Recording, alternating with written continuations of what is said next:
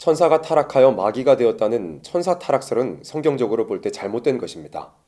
이번 영상에서는 천사는 어떻게 하나님께서 만드셨고 무슨 역할을 주셨는지, 또 그와 반대편에 있는 마귀는 어떻게 하나님께서 창조하시고 무슨 역할을 주셨는지 알아보도록 하겠습니다.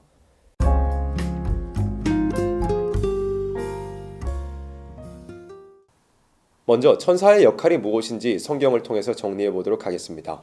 히브리서 1장 14절에서는 모든 천사들은 부리는 영으로서 구원 얻을 후사들을 위하여 섬기라고 보내심이 아니뇨라고 말씀하시면서 천사의 역할이 구원받을 사람들을 섬기는 것이라고 말씀했습니다.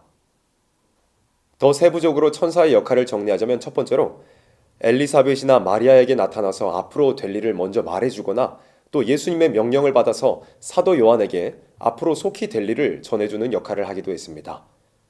두 번째로는 사도행전 8장과 10장에서 천사가 각각 빌립과 베드로에게 나타나서 택한 자에게 하나님의 종들을 인도하는 역할을 하기도 했습니다. 세 번째 천사의 역할은 하나님의 택하신 백성들을 보호하는 것입니다. 다니엘 성경을 예로 들어보면 하나님께서 천사들을 보내어 다니엘과 세 친구들을 보호하게 하셨고, 사도행전에서는 하나님의 사도들을, 그리고 다니엘 12장 1절에서는 특별히 마지막 환란 때에 하나님께서 택한 백성을 천사를 보내어 보호하시겠다고 예언되어 있습니다. 또한 시편의 여러 구절에서도 하나님께서 천사들을 명하셔서 우리를 지켜주시겠다고 기록한 말씀들이 있습니다. 그리고 네 번째로는 이사야 37장에서 기록된 대로 적군 아수르의 18만 5천 명 군사를 하룻밤에 멸망시키는 적군을 치기 위한 천사의 역할도 있었습니다.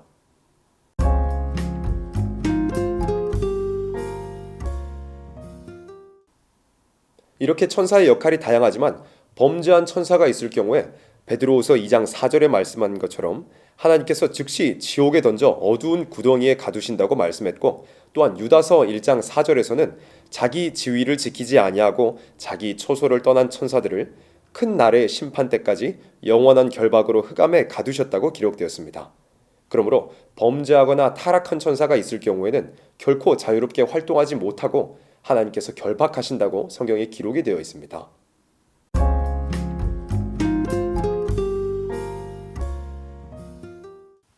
그렇다면 마귀는 어떠한 존재일까요? 우리가 창세기로 거슬러 올라가 보도록 하겠습니다. 먼저 에덴 동산에서 지음을 받은 인간은 향상할 수도 있고 타락할 수도 있는 존재로 지음을 받았습니다. 하나님의 공의의 법칙에 따라서 마귀와의 대결에서 승리할 경우 영원히 하나님과 동거동락할 수 있는 존재이고, 또한 그 반대로 미혹에 빠져서 실패할 경우에는 타락할 수밖에 없도록 설계된 것이 인간입니다. 공의의 하나님은 자기의 형상대로 사람을 창조하시고 그들에게 축복을 주시기 전에 먼저 시험해보고자 하시는 공의의 법을 두셨던 것입니다. 즉 시험관이자 미혹자로 창조된 것이 바로 마귀입니다. 예수님께서도 공생애를 시작하실 때 성령에 이끌려 광야로 가셔서 마귀에게 시험을 받으셨습니다. 마귀의 특징을 몇 가지로 간단하게 정리해 보도록 하겠습니다.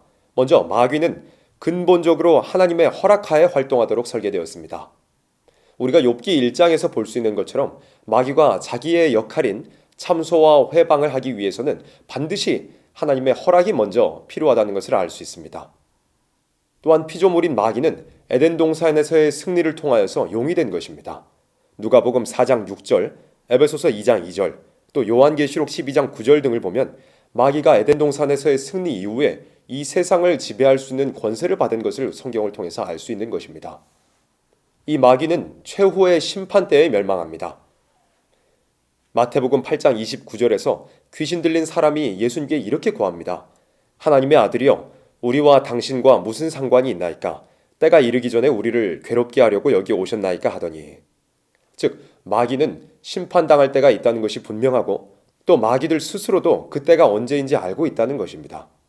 요한계시록 20장에서도 마지막 심판 때에 에덴 동산에서 창조되었던 옛뱀, 곧 마귀요 사단이 심판을 받을 것이라고 기록되었습니다.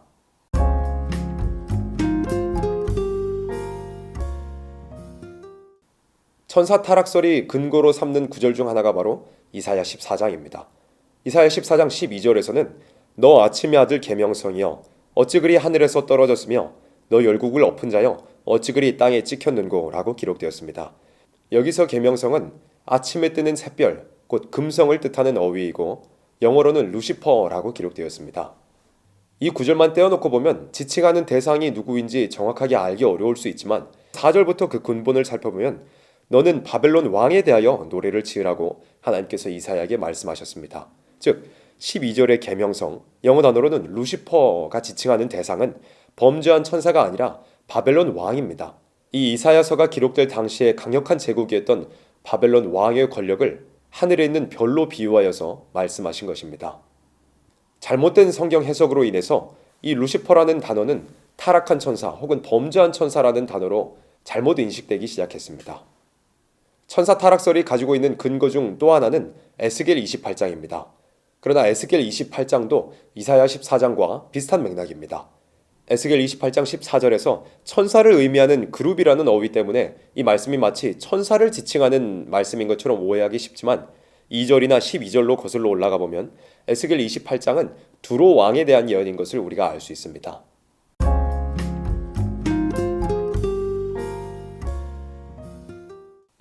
결론적으로 천사가 타락하여 마귀가 되었다고 말하는 것은 마귀의 계율적인 수법이라고 할 수 있습니다.